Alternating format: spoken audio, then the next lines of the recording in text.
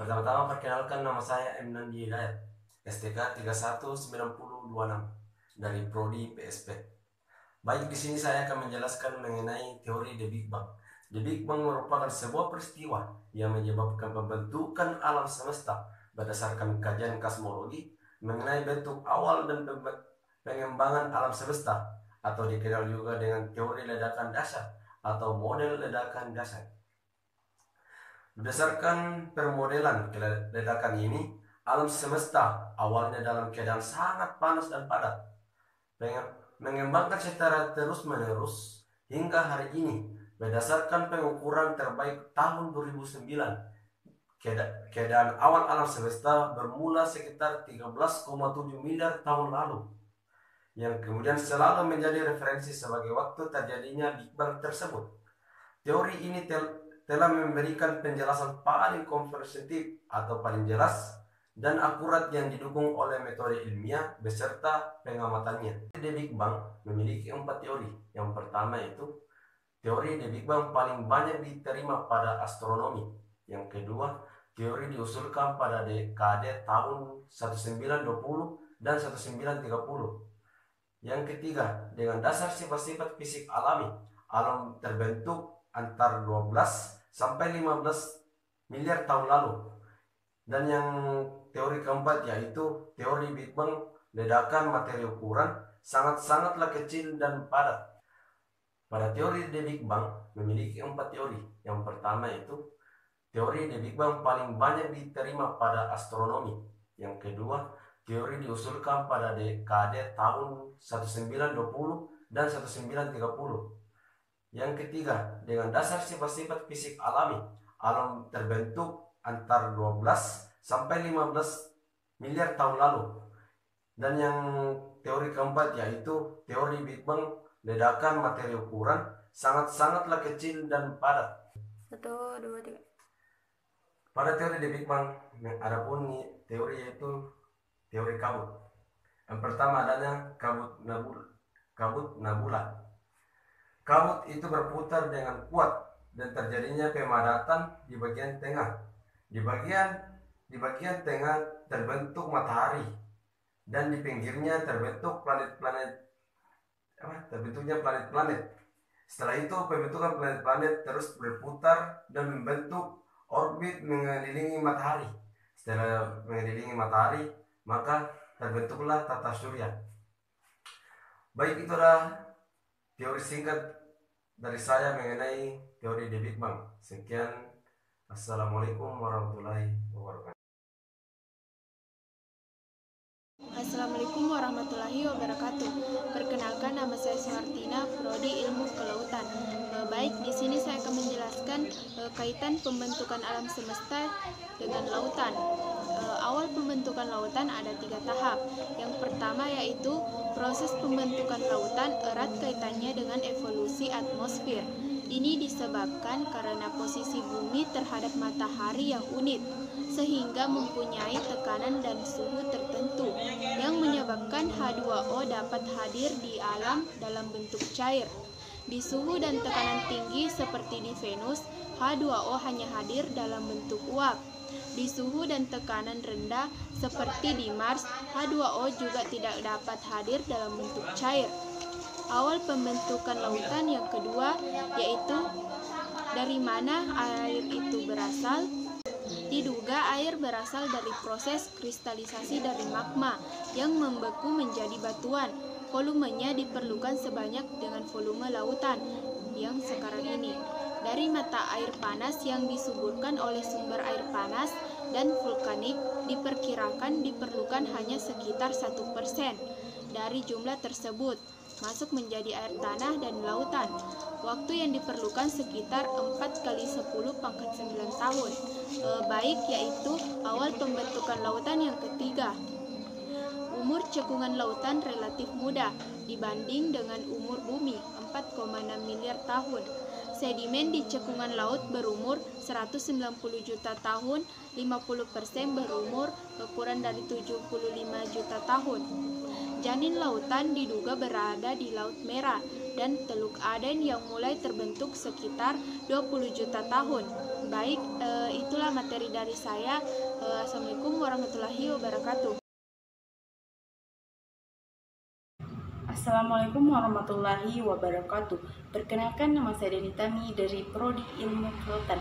Nah, di sini saya akan menjelaskan materi tentang pemekaran lantai samudra. Adapun poin-poin yang terdapat dalam materi yaitu poin pertama, hipotesa pemekaran lantai samudra dikemukakan pertama kalinya oleh Harry Hess pada tahun 1660. Dalam tulisannya yang berjudul Essay in Geopottery Describing of Dines for Seafloor Spreading.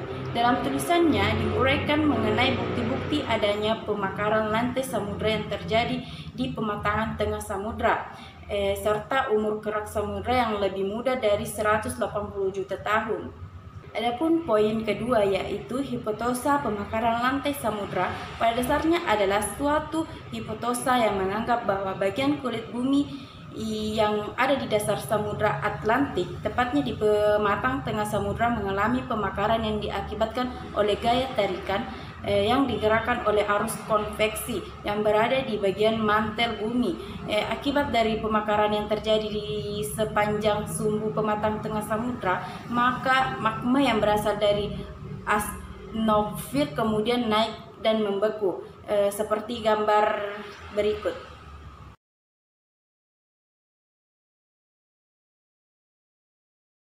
Poin selanjutnya yaitu arus konveksi yang menggerakkan lantai samudra atau litosfer, pembentukan material baru di pematang tengah samudra atau Middlesenis Ridge, dan penyusupan lantai samudra ke dalam interior bumi atau astenosfer pada zona subduksi pada gambar berikut.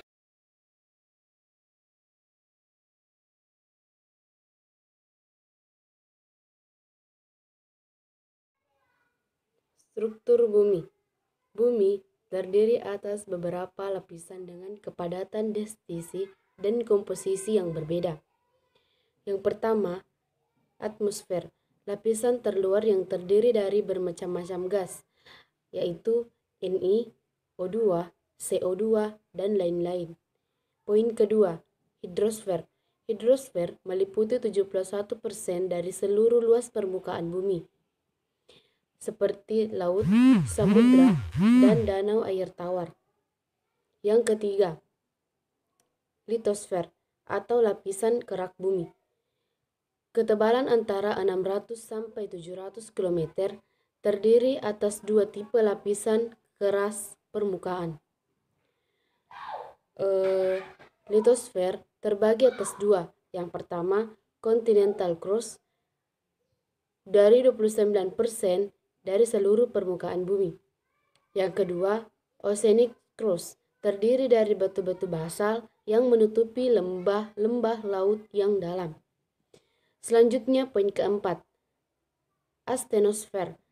Astenosfer ini memiliki bagian atas lapisan lunak mengalir secara lambat, sedangkan bagian bawah lapisan keras. Poin kelima, central crust. Central crust sangat padat, mengandung logam-logam, besi, dan nikel. Pada dasarnya, bumi dibagi atas dua bagian. Yang pertama, tanah hemisfer atau seluruh massa tanah daratan. Yang kedua, lautan hemisfer.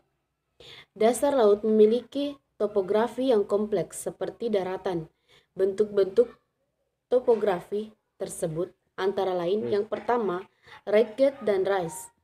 Bentuk proses peninggian yang terdapat di lautan.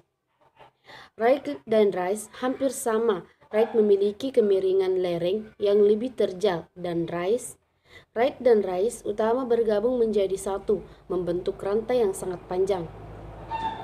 Selanjutnya, poin kedua yaitu trake atau bagian laut yang terdalam. Bagian laut yang terdalam ini terdiri dari bentuk-bentuk seperti seluruh yang terpisah dan sangat dalam. Contohnya Java Trace, kedalaman antara 7.700 meter. Yang ketiga, abyssal plain atau daratan abyssal, daerah yang relatif terbagi rata dari permukaan bumi yang terdapat di bagian yang mengarah ke dalam. Yang keempat, continental island atau pulau-pulau benua. Massa tanah dari sel continental island memiliki jenis massa tanah yang sama dengan yang terdapat di daratan benua besar yang menjadi terpisah. Selanjutnya, poin kelima, island arcs atau kumpulan pulau-pulau terdiri dari batu-batuan vulkanik dan sisa-sisa sedimen. Yang keenam, mid-oceanic volcanic island atau pulau-pulau vulkanik yang ada di tengah lautan. 7. Atol-atol atau kumpulan pulau-pulau terumbu karang yang berbentuk melingkar seperti cincin yang mengelilingi logam yang dangkal. Poin selanjutnya, coastal margins atau batas-batas pantai. Batas-batas pantai ini terbagi atas 3. Yang pertama, continental shelf atau daerah yang mempunyai lereng yang landai atau kemiringan sekitar 0,4% dan berbatasan langsung dengan daratan. Lebar continental shelf antara 50-70 km. Kedalaman maksimal dari lautan yang ada di atasnya tidak lebih besar, antara 100-200 meter. Yang kedua, continental slope atau lereng lebih terjal dari continental shelf, berkisar antara kemiringan antara 3% sampai 6%. Dan yang ketiga atau yang terakhir, continental rise atau daerah yang mempunyai lereng yang perlahan menjadi datar. Sekian. Bismillahirrahmanirrahim. Assalamualaikum warahmatullahi ta'ala wabarakatuh. Perkenalkan, nama saya Meriana. Saya dari Prodi Pemanfaatan Sumber Daya Perairan. Di sini saya akan menjelaskan tentang pesisir dan pantai. Di mana yang pertama itu pesisir. Pesisir adalah bagian permukaan bumi yang terletak antara pasang naik dan pasang surut. Pada waktu pasang naik, pesisir tertutupi oleh air laut, dan pada waktu pasang surut nampak berupa daratan.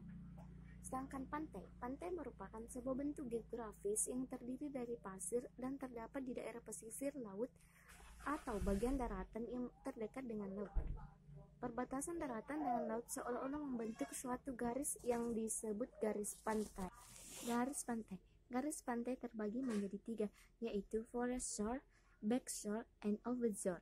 Di mana forest shore adalah bagian pantai pulau dari muka air laut terendah sampai muka air laut pasang tertinggi.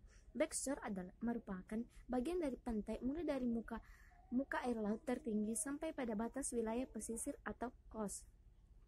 Overshore adalah merupakan daerah yang di bagian titik pasang surut terendah ke arah laut. Adapun variasi perubahan relatif tinggi permukaan air laut yaitu 1. Pantai submergen, 2. Pantai emergen, 3. Pantai emergen yang berupa pegunungan, pantai emergen yang berupa dataran rendah, pantai netral, dan pantai majmuk. Adapun morfologi pantai yaitu 1. Pantai bertebing terjal, di mana biasanya berbatu, rocky beach, berkelok-kelok dengan banyak gerak-gerakan maksa batuan. Proses ini menyebabkan tebing bergerak mundur, khususnya pada pantai yang proses abrasinya aktif. Pantai gisik merupakan pantai yang material sedimennya berasal dari endapan material hasil abrasi. Pantai gisik biasanya dijumpai pada pantai terjal di mana materialnya berasal dari abrasi tebing. Pantai Berawapayau merupakan pantai yang tumbuh akibat adanya akresi sedimentasi ke arah laut. Hal ini disebabkan oleh banyaknya tumbuhan bakau di pantai ini yang berperan sebagai pemecahan ombak dan sebagai penghalang mengikisan di pantai. Pantai terumbu karang, pantai yang ditutupi oleh pulau-pulau karang yang terangkat dan banyak endapan-endapan pasir koral. Ukuran butiran puing dan pasir lebih kasar ke arah datangnya ombak gelombang jika gelombang tanpa penghalang. Dan terakhir, batas-batas pantai. Batas-batas pantai terbagi menjadi 7 bagian, yaitu yang pertama abyssal plain, di mana abyssal plain ini berada di bagian terbawah atau dasar laut. Selanjutnya continental rise, di mana pada bagian pantai ini berada di bagian atas abyssal plain. Yang ketiga submarine, di mana submarine ini berada di lebih atas lagi continental rise. Dan selanjutnya continental slope. Continental slope ini berada di atas lagi submarine. Dan selanjutnya continental shelf. Continental shelf ini berada di bagian dasar permukaan air. Dan selanjutnya shoreline line. Shoreline line ini berada pada pinggiran antara pantai dan daratan. Dan selanjutnya coastal plain. Coastal plain ini berada di bagian daratan atas. Terima kasih. Itulah tadi penjelasan materi dari saya. Terima kasih atas perhatiannya. Semoga materi ini bisa berguna dan bermanfaat bagi saya dan bagi orang lain. Terima kasih.